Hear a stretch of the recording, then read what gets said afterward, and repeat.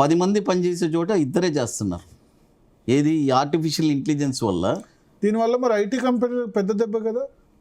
దెబ్బ ఏం లేదు సార్, మళ్ళీ చేంజింగ్ ఉంది సార్. ఇప్పుడు మరి టీసీఎస్, ఇన్ఫోసిస్, విప్రో సార్ చాలా, ఇప్పుడు టీసీఎస్ లాంటిది అయితే ఆల్ టైమ్ హైలో సగం అయిపోయింది సార్. గతంలో టీసీఎస్లో ఇన్వెస్ట్మెంట్ చేసి ఒక 10 సంవత్సరాలు కామ్గా కూర్చోనేవాళ్ళు. 4600 ఆల్ టైమ్ హై నుంచి ఇప్పుడు 2200 దగ్గరలో ఉంది. సార్ మీరు చెప్పింది రైటే సార్. ఇప్పుడు ఆల్రెడీ ఐటీలో ఉండే వాళ్ళందరూ, నేను ఎంతో మందిని చూస్తున్నారు, అందరూ ఇప్పుడు ఏఐ చదువుతున్నారు, ఏఐ స్విచ్ ఓవర్ అవుతున్నారు. ఇంకోటి చాలా మంది అంటున్నారు ఏఐలో జాబ్స్ పోతున్నాయి, వాళ్ళు అప్డేట్ అవ్వట్లేదు.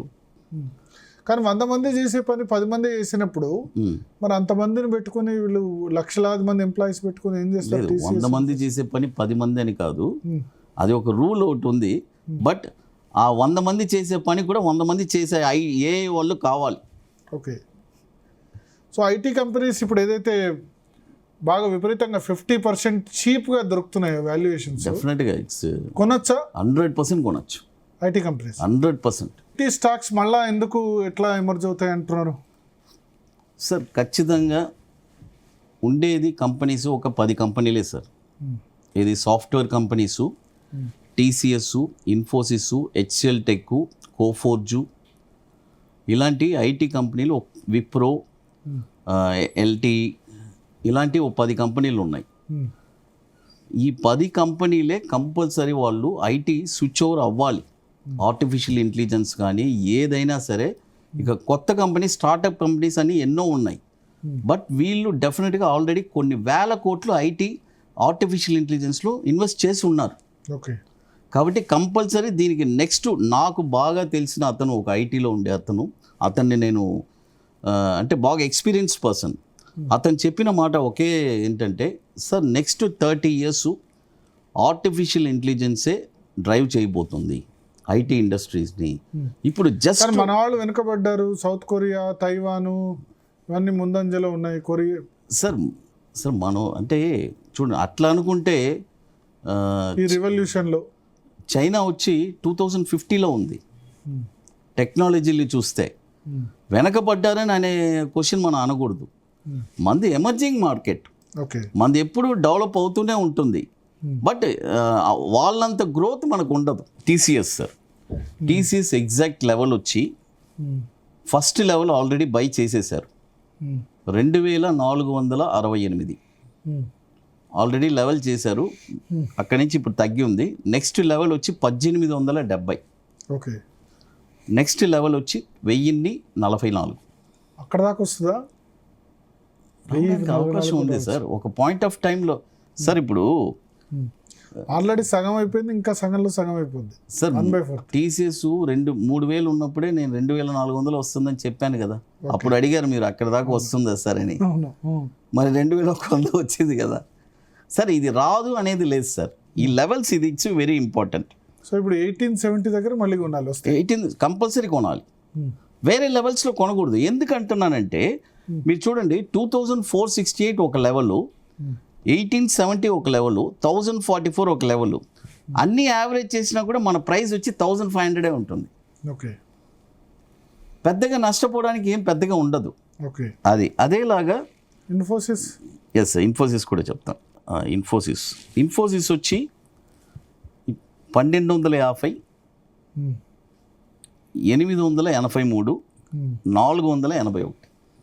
1250, 883. అవును. ఇప్పుడు ఎంత ఉంది ఇన్ఫోసిస్? 1200 దగ్గరలో ఉన్నట్టుంది. నెక్స్ట్ లెవెల్ మనకి మనం చెప్పిన లెవెల్ రావాలి. అదేలాగా సో ఐటీలో మిడ్ క్యాప్, స్మాల్ క్యాప్ వెళ్ళాలి సార్. ఇవి Birla soft sir, Birla soft కావాలంటే చూసుకోవచ్చు. బిర్లా సాఫ్ట్ వచ్చి 365, 241. డెఫినెట్గా ఇది ఈ లెవెల్స్లో కొంటే నెక్స్ట్ కమింగ్ ఒక 3 to 5 yearsలో బిర్లా సాఫ్ట్ వచ్చి 1000 రూపీస్ టచ్ అవ్వడానికి అవకాశం. ఏ సెక్టర్ సార్ ఇప్పుడు చూడాల్సినవి? ఆటోమొబైల్ సెక్టర్ పరిస్థితి ఏంది? ఈ సార్ నన్ను అడిగితే నేను ఐటీ సెక్టర్సే చూస్తాను సార్. ఐటీ సెక్టర్ ఈ సమయంలో ఎక్కువ సార్. ఎప్పుడు డౌన్ అయ్యే స్టాక్స్ కొనాలి, మిగతా బాగా హైలో ఉండే స్టాక్స్ కొననే కూడదు. ఎందుకంటే డౌన్ కంప్లీట్ అయిన తర్వాత ఇక అప్పే కదా సార్, మనం ఎదురు చూడాల్సిన పని లేదు. హైలో ఉన్న స్టాక్స్ బ్రేక్అవుట్ ఇస్తే పోనీయండి, బ్రేక్అవుట్ ఇవ్వాలి కదా, మార్కెట్ సపోర్ట్ చేయాలి కదా. ఓకే, అలా ఊహించుకొనే మనం అన్ని మార్కెట్ ఎప్పుడు ఆల్ టైమ్ అయ్యి బ్రేక్ అయితేనే బుల్ అనేది స్టార్ట్ అవుద్ది.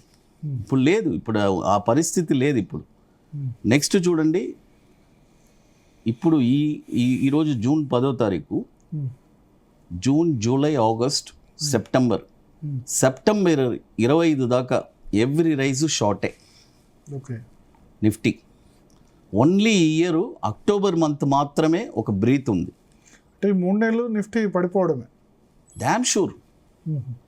ఈలోపు ఇరాన్ ఇజ్రాయెల్ యుద్ధం ఇది ముగిస్తే అమెరికా ఇరాన్ మధ్య అదే అక్టోబర్లో అప్ అంటున్నాను కదా, ఓకే, మేబీ అప్పుడు ఉండొచ్చు. ట్రంప్ అంటున్నారు డీల్ అయిపోద్ది అని. ఆయన డీల్ అయిపోయిన వారం రోజుల లోపల డీల్ అయిపోయింది అనుకోండి, అప్పుడు మార్కెట్ పెరగదా? ట్రంప్ మాటలు నమ్మలేం సార్. సార్ ఆయన మాటలు జనాలు నమ్మడానికి రెడీగా లేరు. ఎందుకంటే అంత స్థాయిలో ఉండే పర్సను ఎంత హుందాగా ఉండాలో ఆయన మాటలు ఎవరు ట్రస్ట్ చేయట్లేదు. సో సార్, ఇప్పుడు క్రూడ్ ఆయిల్ ధర పెరగడం వల్ల ఈ పరిస్థితి వచ్చింది అంటారు. కానీ క్రూడ్ ఆయిల్ ఒక దశలో బ్రెంట్ క్రూడ్ $116-117 కూడా ఉన్న రోజులు ఉన్నాయి. అవును, కానీ ఇప్పుడు 93-95 మధ్యలో ఉంటుంది. సో అంటే ఆల్మోస్ట్ 25% తగ్గింది పీక్ హై నుంచి. అంటే 25% తగ్గిందని అంటున్నారు. నేనేమంటున్నానంటే క్రూడ్ ఆయిల్ 100% పెరిగింది అంటున్నాను. 60 నుంచి 93 అంటే 50 లేదు, 117కి టచ్ అయింది కదా. అవును, అప్పుడు 100% పెరిగింది కదా. 60 నుంచి పెరిగి ఒక కరెక్షన్ వచ్చింది, ఓకే, తగ్గలేదు. మీరు 5 నుంచి తగ్గింది అంటున్నారు. అలా అంటే 60 నుంచి 40కి వస్తేనే అంటే తగ్గినట్టు. అంత పీక్ లో ఉన్నప్పుడు కూడా మార్కెట్ 24,500 అట్లా ఉంది. అలాగే సార్, మీరు 60 నుంచి ఏదో 40కి వచ్చింది అన్నట్టు మీరు అంటున్నారు తగ్గిందని. ఎక్కడ తగ్గింది? నష్టమే, కొన్ని వేల కోట్ల నష్టం, రోజు నష్టం జరుగుతుంది. ఏకదమ్గా వితిన్ 1 వీక్లో పెట్రోల్ ప్రైస్ 10 రూపాయలు ఎందుకు పెంచారు? ఇంకా పెంచాలి. ఇప్పుడు కానీ పెంచితే మళ్ళీ ఇక ఎఫెక్ట్ అవుతుందని చెప్పి అలా హోల్డ్ చేసి పెట్టారు. క్రూడ్ ఆయిల్ డ్యామ్ షూర్గా చెప్తున్నాను $170 టచ్ అవ్వబోతుంది. 170 ఆల్ టైమ్ హై. ఇంతవరకు అసలు ఎప్పుడు కూడా $70 టచ్ అవ్వబోతుంది. మన పెట్రోల్ ప్రైసెస్ కూడా with in span of next 1 ఇయర్లో సార్ పెట్రోల్ ప్రైసెస్ 150 రూపీస్ కూడా వెళ్ళడానికి అవకాశం. అక్కడ పెంచితే మన దగ్గర కూడా పెంచాల్సి వస్తుంది డెఫినెట్గా. వీళ్ళకి వేరే దారి లేదు, వీళ్ళు కంపల్సరీ పెంచాల్సిందే కదా సార్. లేకపోతే ఇక ఇన్ఫ్లేషను ఇక అన్నీ తారుమారు అయిపోతుంది. $170 ఎందుకు? ఒకవేళ యుద్ధం ముగిస్తే ఇంకేముంటుంది? లేదు సార్, చాలా టఫ్గా ఉంది సార్. ఎందుకంటే చాలా నష్టాలు జరిగింది, ఇరాన్కి చాలా నష్టాలు జరిగింది. కాబట్టి వాళ్ళు కూడా అంత తొందరగా ఈ టర్మ్స్ దానికి రూపాయి 100 టచ్ అవుద్దా సార్? సార్, రూపాయి డాలర్తో రూపాయి 100% టచ్ అవుతుంది. ఆర్బీఐ చాలా చర్యలు తీసుకుంటుంది, ఎవరు ఆపలేరు. ఎన్ని చర్యలు తీసుకున్నా కూడా డెఫినెట్గా డాలర్ కూడా 100 రూపీస్ ఖచ్చితంగా అవుతుంది. అన్నీ పెరుగుతుంది సార్, ప్రతిదీ పెరగబోతుంది. మన రైస్ కాని నుంచి నిత్య వస్తువులు కానీ ఏదైనా సరే విపరీతంగా పెరగబోతుంది. ఎందుకంటే బికాస్ ఆఫ్ క్రూడ్ ఆయిల్ ఇన్ని సంవత్సరాలు పెరగకుండా ఉండే క్రూడ్ ఆయిల్ ఇప్పుడు కన్సిస్టెంట్గా $90లో స్టెబిలైజ్ అయిపోయింది, అలా స్టాండ్ అయిపోయింది.